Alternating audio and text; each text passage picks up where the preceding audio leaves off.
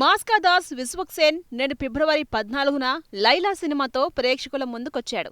Shine screens బ్యానర్పై సాహు గారపాటి నిర్మాణంలో రామ్ నారాయణ్ దర్శకత్వంలో తెరకెక్కిన ఈ సినిమాలో ఆకాంక్ష శర్మ హీరోయిన్గా నటించగా బబ్లూ పృథ్వీరాజ్, అభిమన్యు సింగ్, వినీత్ కుమార్ పలువురు ముఖ్య పాత్రలు పోషించారు.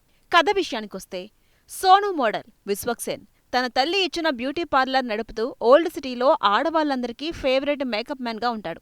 అందరినీ అక్కా చెల్లి అంటూ మంచిగా ఉంటాడు. జిమ్ ట్రైనర్ అయిన జెన్నీ అంటే ఆకాంక్ష శర్మతో ప్రేమలో పడతాడు.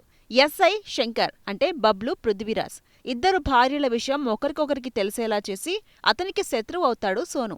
సోను మేకప్ వేసిన ఒక అమ్మాయిని చూసి రుస్తుం అంటే అభిమన్యు సింగ్ పెళ్లి చేసుకుంటాడు. కానీ ఆమె నల్లగా ఉంటుందని, అదంతా మేకప్ అని పెళ్లయ్యాక తెలియడంతో రుస్తుం సోనుపై పగ పెంచుకుంటాడు. ఇదే సమయంలో సోను తన పార్లర్కొచ్చే ఒక మహిళ ఆయిల్ బిజినెస్ కి హెల్ప్ చేస్తాడు.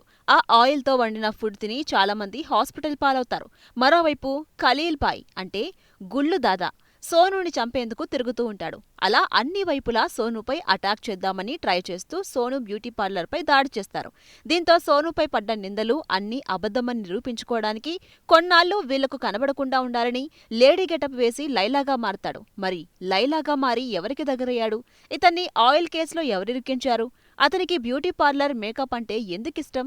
లేడీ గెటప్ వేసింది సోను అని చివరికి విలన్స్ కి ఎలా తెలిసింది? లేడీ గెటప్తో సోను పడ్డ ఇబ్బందులేంటో తెలియాలంటే తెరపై చూడాల్సిందే.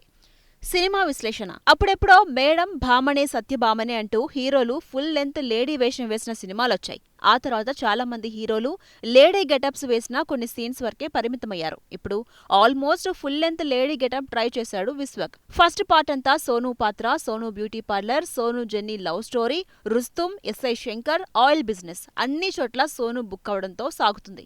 ఇంటర్వెల్ కి ఈ గొడవల నుంచి తప్పుకోవడానికి లేడీ గెటప్ వేసి నెక్స్ట్ ఏం జరుగుతుంది అనే ఆసక్తి నెలకొంటుంది. ఇక సెకండ్ హాఫ్ లో లేడీ గెటప్ వేసి తనపై పడ్డ నిందలు ఎలా తొలగించుకున్నాడు? ఈ క్రమంలో అతను ఎదుర్కొన్న ఇబ్బందులేంటి అని చూపించారు.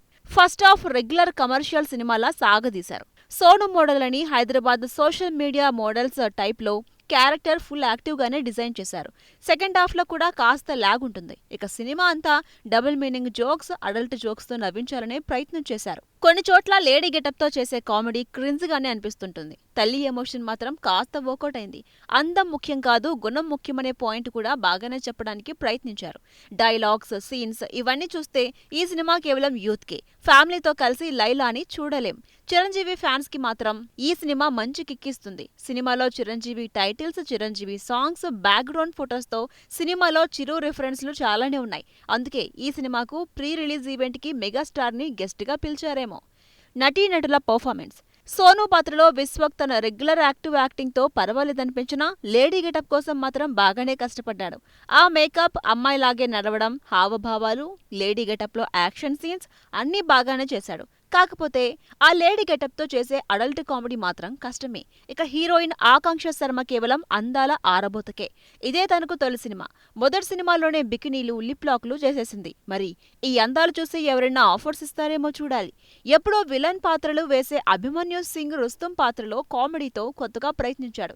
బబ్లూ పృథ్వీరాజ్, కామాక్షి భాస్కర్ల, విశ్వక్ తల్లి పాత్రలో యాక్ట్ చేస్తున్న నటి గుళ్ళు దాదా మిగిలిన నటీనటులు పర్వాలేదు అనిపించుకున్నారు. సాంకేతిక అంశాలు. ఈ సినిమాకు సినిమాటోగ్రఫీ, విజువల్స్ చాలా ప్లస్ అయ్యాయి. స్క్రీన్ అంతా కలర్ఫుల్ గా ప్రతి ఫ్రేమ్ ని అందంగా చూపించారు.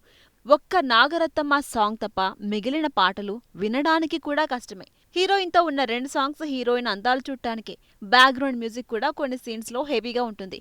ఒక హీరోకి సమస్యలొస్తే లేడీ గెటప్ లో ఎలా తప్పించుకున్నాడు అనే కథని అడల్ట్ కామెడీతో, రెగ్యులర్ స్క్రీన్ ప్లేతో రాసుకున్నాడు దర్శకుడు రామ్ నారాయణ్. ఇతని గత సినిమా కూడా బోల్డ్ కామెడీనే. ఇక నిర్మాణ పరంగా మాత్రం ఈ సినిమాకు బాగానే ఖర్చు పెట్టారు. మొత్తంగా లైలా సినిమా ఓ హీరో సమస్యల్లో ఇరుక్కుంటే వాటి నుంచి బయటపడటానికి లేడీ గెటప్ వేసి ఏం చేశాడు అని ఆసక్తికరంగా కాస్త అడల్ట్ కామెడీతో చూపించారు.